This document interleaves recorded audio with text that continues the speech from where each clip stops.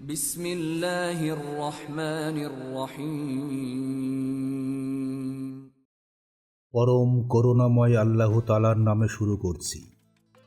আল্লাহ সুবহানাহু ওয়া তাআলা তার প্রতিটি নবীকে বিশেষ জ্ঞান, রহমত ও গোপন বার্তা দান করেছেন। কিন্তু এমন এক রহস্য ছিল যা কেবল একজন নবী জানতেন, যা ছিল আল্লাহর নিকটে পৌঁছানোর সবচেয়ে পবিত্র ও সংক্ষিপ্ত পথ।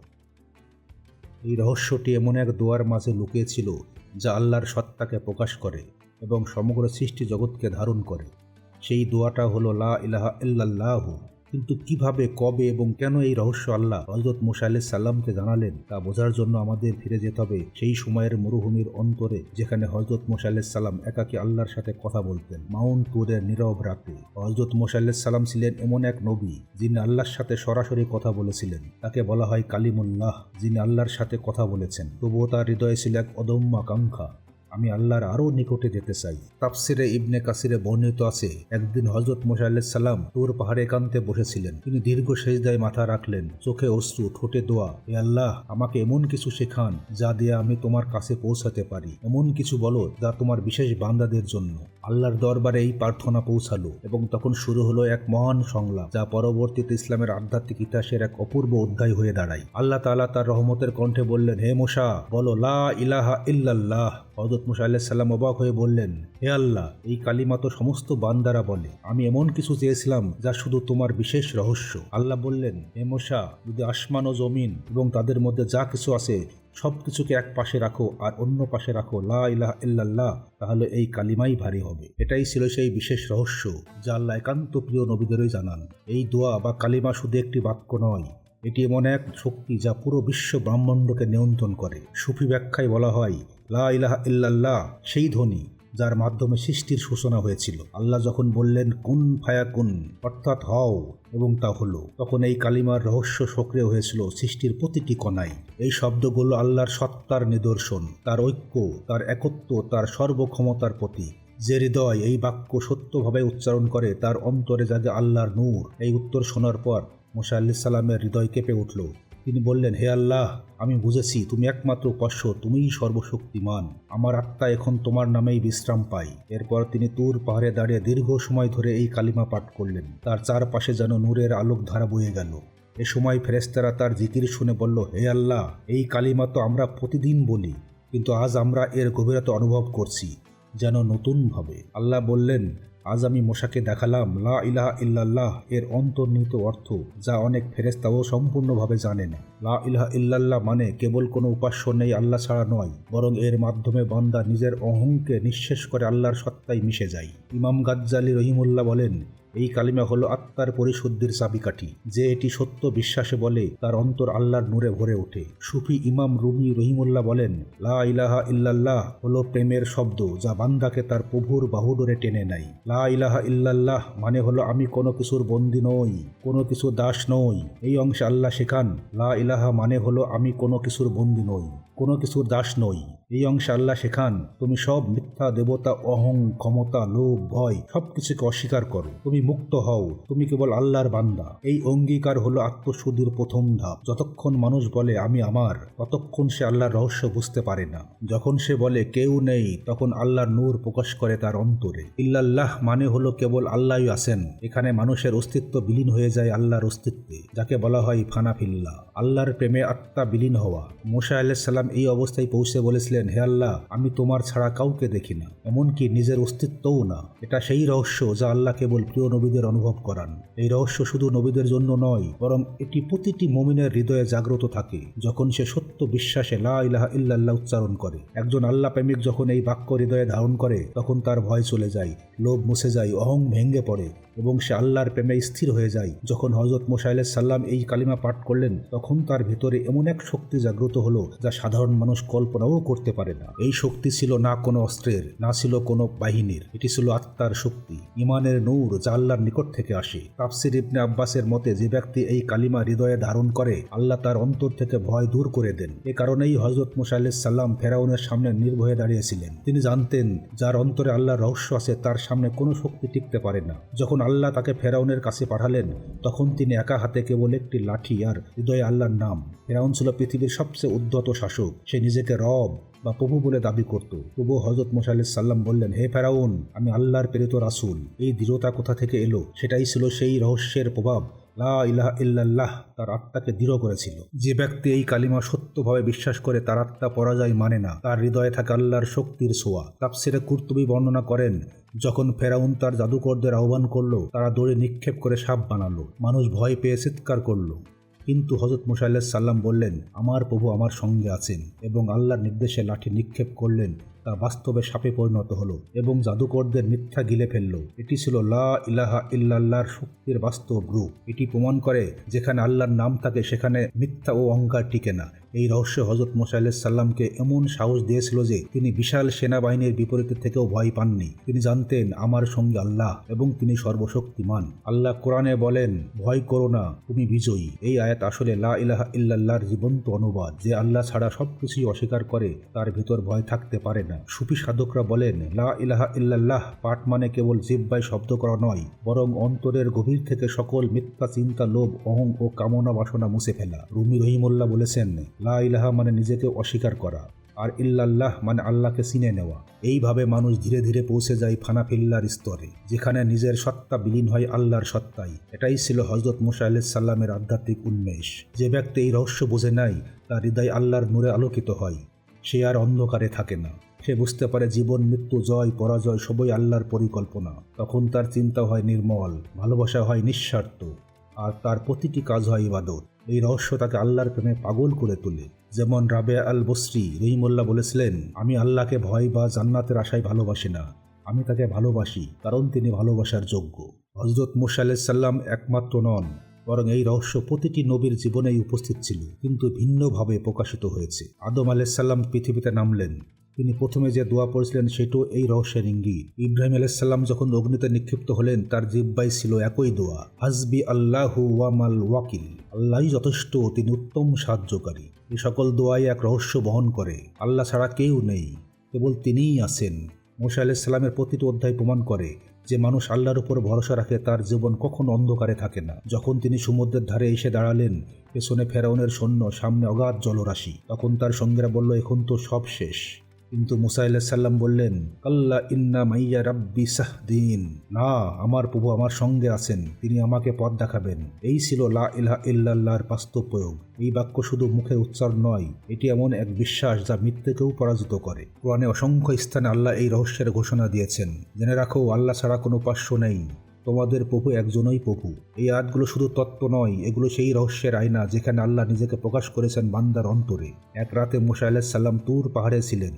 তিনি আল্লাহর দরবারে একটি গোপন প্রশ্ন করলেন, হে আল্লাহ, তোমার কাছে সবচেয়ে প্রিয় আমল কোনটি? আল্লাহ বললেন, যখন কোনো বান্দা বলে লা ইলাহা ইল্লাল্লাহু এবং তার অন্তরতা বিশ্বাস করে। মুসা আলাইহিস সালাম বললেন, হে আল্লাহ, এটা তো সহজ। আল্লাহ বললেন, হে মুসা, তুমি জানো এই বাক্য কত ভারী? আমি এই বাক্যের মাধ্যমে আসমান ও জমিন সৃষ্টি করেছি। এই উত্তর শুনে মুসা আলাইহিস সালাম কেঁদে ফেললেন। তিনি বুঝলেন এটাই সেই রহস্য যা তার আত্মাকে মুক্ত করবে। আজও যে কেউ লা ইলাহা ইল্লাল্লাহু বিশ্বাসে বলে, তার অন্তরে প্রবেশ করে আল্লাহর রহমতের আলো। এই বাক্যই মৃত্যুর সময় মুক্তির চাবি, কবরের অন্ধকারে নূর ও কিয়ামতের দিন মুক্তির দলিল। মুসা আলাইহিস সালাম যখন প্রথম আল্লাহর সান্নিধ্যে যান, তখন তার অন্তর ছিল ভয়ে ও প্রশ্নে পূর্ণ। তিনি জানতে চেয়েছিলেন, হে আল্লাহ, আমি কিভাবে তোমার কাছে যাব? কিন্তু যখন তিনি এই রহস্যের স্বাদ পেলেন, তার মধ্যে এক অলৌকিক শান্তি নেমে এলো। তার মুখে হাসি ফুটল, চোখে আলো জ্বলল। তিনি আর আল্লাহকে দূরের কোনো সত্তা হিসেবে দেখলেন না। তিনি অনুভব করলেন আল্লাহ তার অন্তরের মধ্যেই আছেন। সুফি ভাষায় এটি হলো হুজুরি কলব, অর্থাৎ হৃদয়ে আল্লাহর উপস্থিতি অনুভব করা। আল্লাহর রহস্য মানে শুধু কোনো গোপন জ্ঞান নয়, এটি আল্লাহর ভালোবাসার প্রকাশ। যখন কোনো বান্দা লা ইলাহা ইল্লাল্লাহ বলে, সে আসলে বলে, হে আল্লাহ, আমি তোমাকে ছাড়া কাউকে চাই না। মুসা আলাইহিস সালাম বুঝলেন এটাই হলো প্রকৃত দোয়া, প্রকৃত প্রেম। তিনি জানলেন দুনিয়া, রাজত্ব, ক্ষমতা, জয়, পরাজয় সবই সাময়িক, স্থায়ী কেবল আল্লাহ এবং তার প্রেম। রুমি রহিমুল্লাহ বলেছেন, যখন তুমি বলো লা ইলাহা ইল্লাল্লাহ, তখন তুমি সমস্ত জগৎকে অস্বীকার করো এবং কেবল প্রেমকে স্বীকার করো। তুর পাহাড়ে নীরবতায় মুসা আলাইহিস সালাম বহু রাত কাটিয়েছেন একা। আল্লাহর নাম জপে জপে তার অন্তর নূরে ভরে উঠেছিল। কখনো তিনি কেঁদে ফেলতেন, কখনো হাসতেন। তার দোয়া গম গম করত পর্বতের আকাশে। তিনি বলতেন, হে আল্লাহ, আমি তোমার নাম শুনি বাতাসে, তোমার রহমত দেখি বৃষ্টিতে, আর তোমার মুখচ্ছবি অনুভব করি প্রতিটি নিঃশ্বাসে। এই পর্যায়ে তার আত্মা পৌঁছেছিল ফানাফিল্লা স্তরে। তিনি বলতেন, হে আল্লাহ, আমি তোমার নাম শুনি বাতাসে, তোমার রহমত দেখি বৃষ্টিতে, আর তোমার মুখচ্ছবি অনুভব করি প্রতিটি নিঃশ্বাসে। এই পর্যায়ে তার আত্মা পৌঁছেছিল ফানাফিল্লার স্তরে, যেখানে মানুষ নিজেকে ভুলে কেবল আল্লাহকেই অনুভব করে। মুসা আলাইহিস সালাম এই রহস্যের যে শিক্ষা পেয়েছিলেন তা শুধু তার জন্য ছিল না, বরং তার মাধ্যমে সমগ্র মানবজাতির জন্য তা পৌঁছে দেওয়া হয়েছিল। এই রহস্য শেখায় আল্লাহ এক, বান্দা তার দাস, এবং দাসত্বেই রয়েছে প্রকৃত মুক্তি। আল্লাহর রহস্য বোঝা মানে হলো নিজেকে চিনে নেওয়া, অহংকার ত্যাগ করা এবং প্রেমে বিলীন হওয়া। সুফি শেখরা বলেন, যে নিজের আমিকে মেরে ফেলতে পারে সেই সত্যিকারের আল্লাহর বন্ধুত্ব লাভ করে। মুসা আলাইহিস সালামের সময় শুরু হয়েছিল রহস্যের প্রকাশ, কিন্তু পূর্ণতা এসেছিল নবী মুহাম্মদ সাল্লাল্লাহু আলাইহি ওয়াসাল্লামের মাধ্যমে। রাসূলুল্লাহ সাল্লাল্লাহু আলাইহি ওয়াসাল্লাম বলেছেন, লা ইলাহা ইল্লাল্লাহ হলো জান্নাতের প্রবেশের চাবি। যে ব্যক্তি হৃদয় সত্য বিশ্বাসে এই কালিমা উচ্চারণ করবে, আল্লাহ তাকে জাহান্নাম থেকে রক্ষা করবেন। এখানেই বোঝা যায় এই রহস্য কেবল মুসা আলাইহিস সালামের জানা কোনো গোপন কথা নয়, বরং এটি সকল নবীর শিক্ষা, যা মুহাম্মদ সাল্লাল্লাহু আলাইহি ওয়াসাল্লামের মাধ্যমে পূর্ণতা পেয়েছে। রাবে আল বসরি এই রহস্য নিয়ে বলেছিলেন, যখন আমি লা ইলাহা বলি, আমি নিজের সব আকাঙ্ক্ষাকে হত্যা করি, আর যখন বলি ইল্লাল্লাহ, তখন কেবল প্রেমকে জাগিয়ে তুলি। তিনি আরও বলেন, আল্লাহর প্রেম এমন আগুন যা হৃদয়ে সমস্ত মিথ্যা ভালোবাসাকে পুড়িয়ে দেয়। এই প্রেমই হলো আল্লাহর রহস্যের চাবিকাঠি, যা মুসা আলাইহিস সালাম প্রথম অনুভব করেছিলেন, আর সুফিরা তা যুগে যুগে হৃদয়ে ধারণ করেছেন। যখন মানুষ আল্লাহর রহস্যকে ধারণ করে, তখন তার অন্তর অন্ধকার থেকে আলোর পথে ফিরে আসে। সে বুঝতে পারে জীবনের প্রতিটি কষ্ট, প্রতিটি দুঃখ আল্লাহর পরীক্ষায় তাকে পরিশুদ্ধ করার উপায়। আল্লাহ বলেন, আল্লাহু নুরুস সামাওয়াতি ওয়াল আরদ, অর্থাৎ আল্লাহ আসমান ও জমিনের আলোর নূর। এ আয়াতই সেই রহস্যের প্রতিফলন। যে হৃদয়ে আল্লাহর আলো জ্বলে, সে আর কখনো অন্ধকারে হারিয়ে যায় না। যে ব্যক্তি রহস্য বুঝে নেয়, তার জীবনে আসে অটল বিশ্বাস। যা খুশি হোক, যা খুশি ঘটুক, সবই আল্লাহর ইচ্ছাই। এই বিশ্বাসই তাকে ভয়হীন, স্থির ও শান্ত করে তোলে। তখন সে বলে, আলহামদুলিল্লাহ, সব অবস্থায় আল্লাহর প্রশংসা। দুনিয়া মানুষকে টানে ক্ষমতা ও সম্পদ সুখে, কিন্তু আল্লাহর রহস্য শেখায় এগুলোই আসল লক্ষ্য নয়। আসল লক্ষ্য হলো আল্লাহর সন্তুষ্টি। মুসা আলাইহিস সালাম যেমন ফেরাউনের রাজত্ব উপেক্ষা করে আল্লাহর প্রেমকে বেছে নিয়েছিলেন, তেমনি সত্যিকারের মুমিনও আল্লাহর ভালোবাসাকেই নিজের রাজত্ব মনে করে। রাসূলুল্লাহ সাল্লাল্লাহু আলাইহি সাল্লাম বলেছেন, যে মৃত্যুর সময় লা ইলাহা ইল্লাল্লাহ উচ্চারণ করবে, সে জান্নাতে প্রবেশ করবে। সহিহ মুসলিম। এই এক বাক্যই কিয়ামতের দিন মুক্তির দলিল হবে। এটা শুধু মুখের শব্দ নয়, এটা বিশ্বাস, ভালোবাসা, আত্মার পরিশুদ্ধি, সব কিছুর সংমিশ্রণ। লা ইলাহা ইল্লাল্লাহ হলো সেই সেতু যা বান্দাকে আল্লাহর দিকে নিয়ে যায়। এটি শুধু নবীদের ভাষা নয়, এটি মানবাত্মার আর্তনাদ। আমার প্রভু এক, আমার ভালোবাসা এক, আমার গন্তব্য এক। তুর পাহাড়ে যখন আল্লাহর নূর হযরত মুসা আলাইহিস সালামের সামনে প্রকাশ পেল, তখন পৃথিবী থেমে গিয়েছিল এক পলকের জন্য। মাটি কেঁপে উঠেছিল, বাতাস নিস্তব্ধ হয়ে গিয়েছিল, আর সেই নূরের সামনে হযরত মুসা আলাইহিস সালাম অচেতন হয়ে পড়েছিলেন। আল্লাহ তাআলা কোরআনে বলেন, যখন তার প্রভু পাহাড়ে প্রকাশ পেলেন, তখন পাহাড় চূর্ণ বিচূর্ণ হয়ে গেল এবং মুসা অচেতন হয়ে পড়লেন। এটিই ছিল সেই মুহূর্ত যখন রহস্য সম্পূর্ণভাবে উন্মোচিত হলো। মানবদেহ তা সহ্য করতে পারেনি, কারণ আল্লাহর নূর এমন এক শক্তি যা জগতের কোনো পদার্থ ধারণ করতে পারে না। কিন্তু হযরত মুসা আলাইহিস সালামের আত্মা সেই নূরের ছোঁয়া পেয়েছিল। সেই ছোঁয়াতেই তিনি বুঝেছিলেন আল্লাহর রহস্য হচ্ছে তার উপস্থিতি, যা সর্বত্র বিরাজমান। এই রহস্য কোনো গোপন মন্ত্র নয়, এটি এমন এক চেতনা যা কেবল হৃদয় দিয়ে অনুভব করা যায়। হযরত মুসা আলাইহিস সালাম উপলব্ধি করলেন আল্লাহ কোথাও নেই, কারণ তিনি সর্বত্র আছেন। এটাই রহস্যের মর্মার্থ। আল্লাহ কোনো স্থানের, সময়ের, আকারের অধীন নয়। তিনি এমন এক সত্তা যিনি প্রতিটি জীবন্ত হৃদয়ের মধ্যে উপস্থিত। যখন কোনো মানুষ আল্লাহকে ভালোবাসে, তখন তার ভেতরেই আল্লাহর রহস্যের প্রতিফলন দেখা দেয়। হযরত মুসা আলাইহিস সালাম বললেন, হে আল্লাহ, আমি তোমাকে দেখতে চাই। আল্লাহ তাআলা বললেন, তুমি আমাকে দেখতে পারবে না, কিন্তু আমার রহস্য বুঝতে পারবে। হযরত মুসা আলাইহিস সালাম বললেন, হে আমার প্রভু, আমি তোমার রহস্য ধারণ করতে চাই, যেন আমার জাতি জানতে পারে তুমি কেমন আল্লাহ। আল্লাহ উত্তর দিলেন, তুমি যদি সত্যিই আমাকে জানতে চাও, তবে তোমার হৃদয়ে অহংকার মুছে দাও, কারণ আমি অহংকারে বাস করি না। আমি বিনয় ও প্রেমের হৃদয়ে অবস্থান করি। এই সংলাপে রহস্যের মূল শিক্ষা লুকিয়ে আছে। আল্লাহকে বোঝা মানে নিজের অহং ত্যাগ করা। হযরত মুসা আলাইহিস সালাম তার জীবনের শেষ পর্যন্ত এই রহস্যের আলো নিজের অন্তরে বহন করেছিলেন। যখন তিনি তার জাতিকে শিক্ষা দিতেন, তখন বলতেন যে তোমরা কেবল আল্লাহর একত্বে বিশ্বাস করো, কেননা তার বাইরে কিছুই নেই। এই শিক্ষা ধীরে ধীরে নবীদের মাধ্যমে প্রবাহিত হতে থাকে। হযরত দাউদ আলাইহিসসালাম, হযরত সুলাইমান আলাইহিসসালাম, হযরত ঈসা আলাইহিসসালাম এবং শেষ নবী হযরত মুহাম্মদ সাল্লাল্লাহু আলাইহি সাল্লাম এর মাধ্যমে তা পূর্ণতা লাভ করে। হযরত মুহাম্মদ সাল্লাল্লাহু আলাইহি ওয়াসাল্লাম যখন মিরাজে আল্লাহর সান্নিধ্যে গিয়েছিলেন তখন সেই একই রহস্য আবারও প্রকাশিত হয়, কিন্তু এবার রহস্যটি কেবল দেখার নয়, বোঝারও সুযোগ দেয়। আল্লাহ তাআলা তার প্রিয় নবীকে বলেছিলেন, আমি এমন এক সত্তা যে আমার বান্দার হৃদয়ে রয়েছি, যদি সে আমাকে স্মরণ করে। রাসূলুল্লাহ সাল্লাল্লাহু আলাইহি সাল্লাম এই রহস্যকে নিয়ে ফিরলেন মানব জাতির মাঝে এবং বললেন, যে ব্যক্তি নিজের হৃদয় পরিশুদ্ধ করে সে আল্লাহর কাছে পৌঁছে যায়। এই কথাই রহস্যের সারমর্ম। আল্লাহর কাছে পৌঁছার পথ বাহিরে নয়, অন্তরে। সুফি সাধকরা বলেন, হযরত মুসা আলাইহিস সালাম রহস্য দেখেছিলেন আর হযরত মুহাম্মদ সাল্লাল্লাহু আলাইহি ওয়াসাল্লাম রহস্যের সাথে মিলিত হয়েছিলেন। রুমি রহমতুল্লাহ আলাইহি বলেছেন, হযরত মুসা দেখেছিলেন আল্লাহর নূর আর মুহাম্মদ অনুভব করেছিলেন সেই নূরের আলিঙ্গন।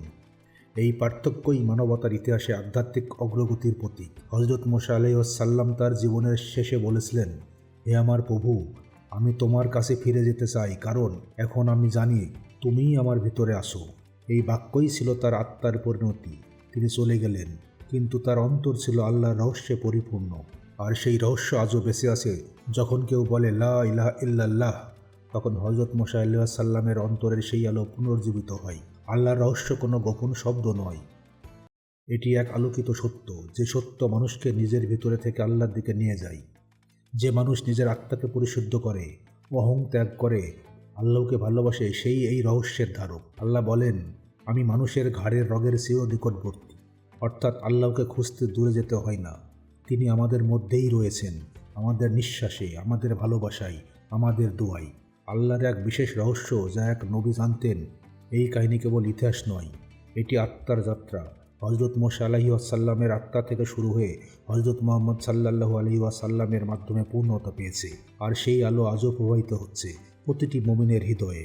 যখন কোনো মানুষ সত্যিকারভাবে বলে লা ইলাহা ইল্লাল্লাহ, তখন সে কেবল কথা বলে না, সে আল্লাহর রহস্যকে নিজের অন্তরে ধারণ করে। হে আল্লাহ, আমাদের হৃদয়ে সেই নূর দান করো যা হযরত মুসা আলাইহিস সাল্লামের হৃদয়ে জ্বালিয়েছিলেন, এবং আমাদের সেই ভালোবাসা দান করো যা হযরত মুহাম্মদ সাল্লাল্লাহু আলাইহি ওয়াসাল্লামের হৃদয়ে প্রভাবিত হয়েছিল। আমিন। প্রিয় দর্শক, আপনি যদি এই ধরনের ঐতিহাসিক ও শিক্ষণীয় কাহিনী শুনতে ভালোবাসেন, তাহলে অনুগ্রহ করে আমাদের চ্যানেলটি সাবস্ক্রাইব করুন এবং নোটিফিকেশন বেল আইকনটি অন করে রাখুন। আপনাদের ভালোবাসা ও সমর্থন আমাদের এগিয়ে যাওয়ার প্রেরণা যোগায়। আল্লাহ হাফেজ।